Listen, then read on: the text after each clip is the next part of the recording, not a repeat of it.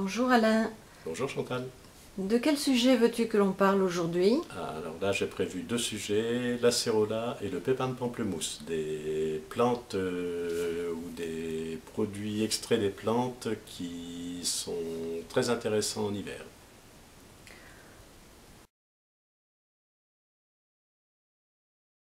Le pépin de pamplemousse. Je connais l'acérola, mais je connais pas le pépin de pamplemousse. Tu peux nous en parler un peu? Oui, bien sûr, oui. Bien, le pépin de pamplemousse est reconnu pour ses propriétés antivirales, c'est-à-dire qu'il a une action très très favorable contre le virus de la grippe notamment. Il renforce considérablement les défenses immunitaires, mais il a des usages encore multiples.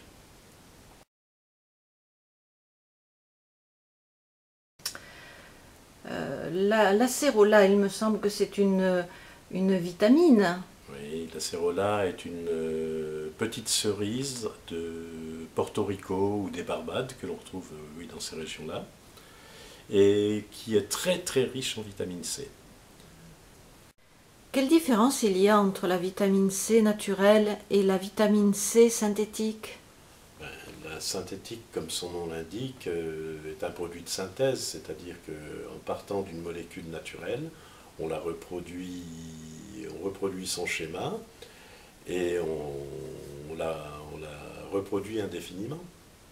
Alors qu'une vitamine naturelle, là, eh bien, c'est ce que l'on trouve directement sur le fruit. Mais il y a quand même, il faut le savoir, un inconvénient. Une vitamine naturelle, sa chaîne moléculaire est beaucoup plus fragile en fait qu'une vitamine de synthèse. Elle est fragile, elle est sensible à la lumière, elle est sortie de son contexte fruit, donc elle est sensible à la lumière, elle peut être sensible au froid, aux excédents de chaleur, etc. etc.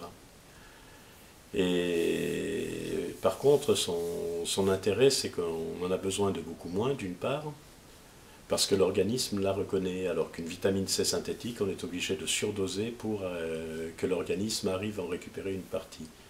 Cela dit, il n'y a pas de conflit ni de critique en quoi que ce soit, c'est un choix et chacun fait son choix librement, c'est tout. Est-ce qu'on peut prendre la vitamine C le soir? C'est déconseillé, en fait la vitamine C est là pour donner de l'énergie et il est préférable de la prendre déjà le matin de bonne heure et éventuellement si on a un petit coup de pompe en tout début d'après-midi mais pas au-delà. On dit que l'action de la vitamine C naturelle est de courte durée, est-ce exact? Ça c'est une erreur qui est colportée par ceux qui ne connaissent pas.